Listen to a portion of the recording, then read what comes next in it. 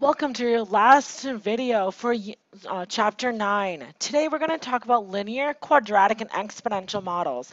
So essentially what we're doing today is we're trying to determine the difference between each of these models. When we give you sets of points, can you determine which kind of model you are looking at? So, as a quick review before we jump into the new material, for each equation, complete the table of values and sketch a picture. Then it wants us to name each type of function. So, first things first, to fill in those tables. Now remember, when you're typing these into your calculator, one of the most important things to remember is to properly use parentheses. So for example, in number 1, when I'm trying to plug in an x of -2, remember all you have to do is put parentheses around it, and then you type it in exactly like that. So when you type each of these into your calculator, when you have x of -2, you get -8. When you plug in -1, you should get -5. When you plug in 0, you should get -2. When you plug in 1, you should get 1. When you plug in 2, you should get 4. Now again, I want to remind you, as I'm stepping through these, if you need some extra time, pause the video. Make sure you're actually plugging in those numbers to check to ensure you can get the same things. For number 2, it's the same thing. You just put parentheses around the number that you're plugging in, type it in just like that, and the calculator will give you the right answer. So, and when you plug each of these in, you plug in -3, you should get 0. Plug in -2, you get -3. Plug in -1, you get -4. Plug in 0, you get -3. Plug in 1, you get 0. And number 3. So 2 to the -2 power. So again, every time just put parentheses around it. Now, for this one, something you may need to recall is on the calculators, to do exponents such as that, sometimes you need that caret button.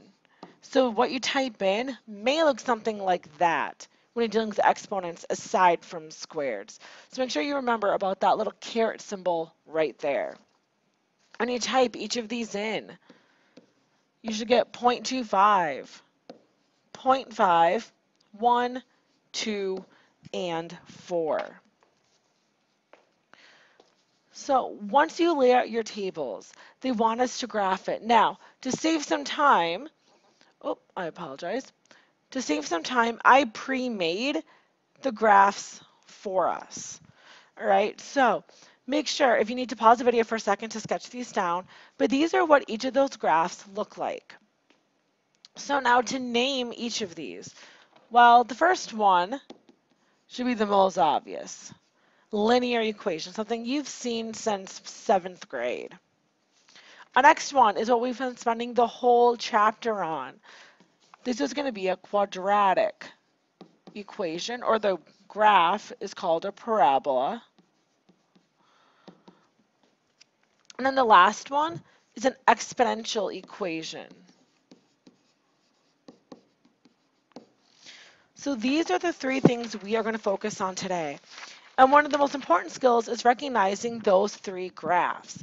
So if you flip your page, on the very top there, you will see those 3 graphs. Okay, those are going to be some of the most important things to remember for this section, the general shape of every one of these graphs.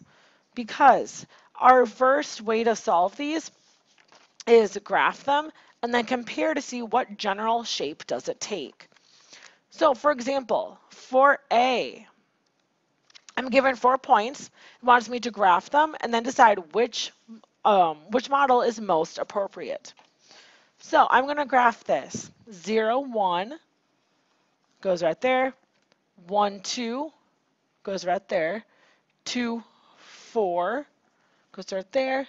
3, 8 is up there. So when we're comparing these 3 things, it's constantly growing, okay? However, if you notice, the points do not lie on a straight line. So when they are constantly growing but don't lie on a straight line, you can see here that it's curving. that is going to be an exponential model. So let's jump to our next one. Looking at B, we have negative 2, 5. 1, 2, 3, 4, 5. We have negative 1, 7, 0, 9. The 111 will go slightly off of our graph, but that's okay.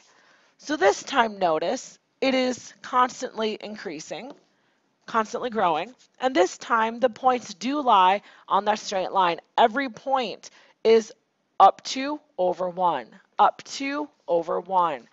We are talking about a linear model in this case.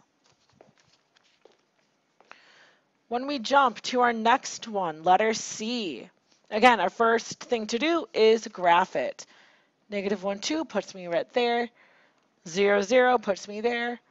1, 2 puts me there. 2, 8 puts me there.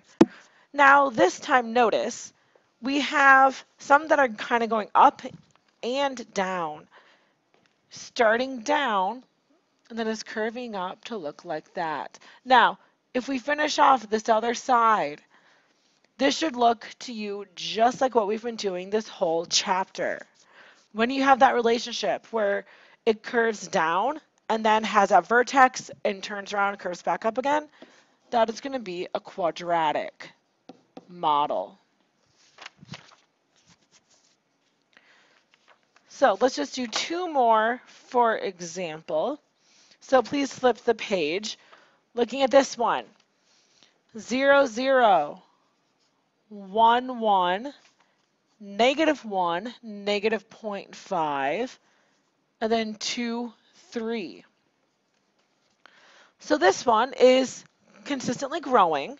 However, notice you don't have that consistent slope. Okay, they're not all on a straight line. Notice there's some curving here when you hit that direction, then curving like that. So if it's consistently growing, but it is not on a straight line, remember that's going to be one of our exponential models.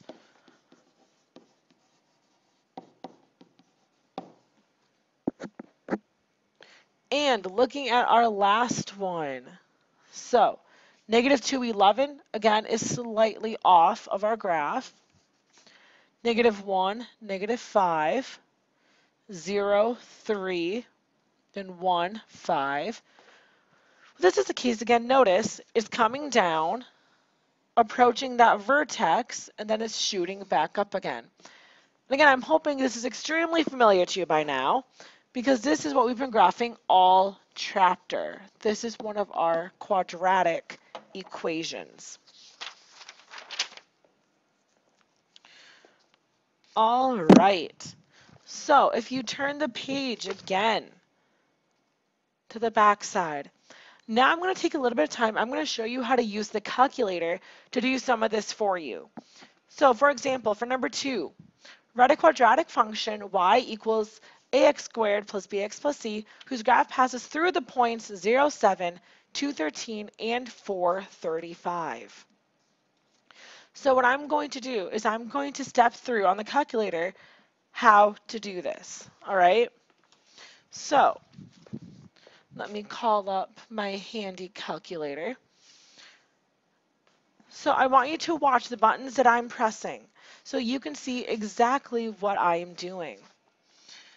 So our first step, when we're given points to plot and we want to determine the equation, is first thing we're going to go into the stat button. All right? So stat takes me right there, and currently it's highlighted in red. Now, it's already on edit, you can see. So I'm going to hit enter, and it's going to bring me to these lists. All right? Now, in your notes, I want you to note the x values go in list 1, and the y values go in list 2. So I'm going to type right now in list 1 the x values that we're looking at, to the 0, the 2, and the 4. I'm going to hit over. Now I'm going to put in the y values, 7, 13, and 35. So x values in list 1, y values in list 2. All right, next thing I want to do is I want to graph this. Now, what we're going to do is we're going to go into Zoom. And now I'm going to scroll down because I want to show you number 9. Oh, I apologize. Zoom stat.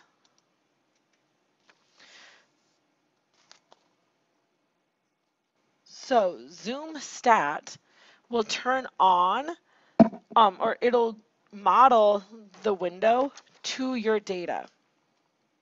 So we need to go into second, y equals, because what I need to do is also turn on that plot. So go into second, y equals, turn on the plot, go into stat plot,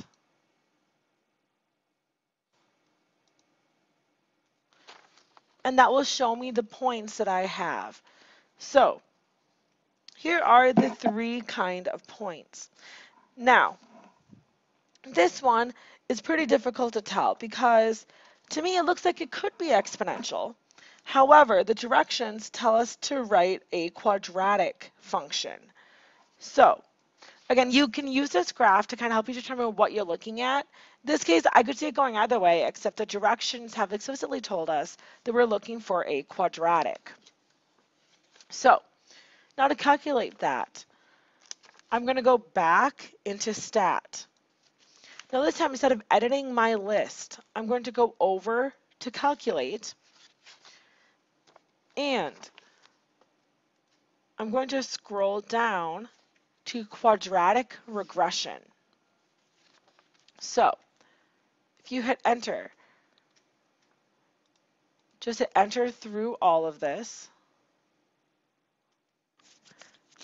and it basically wrote the entire thing for me, telling me A is 2, B is -1, C is 7.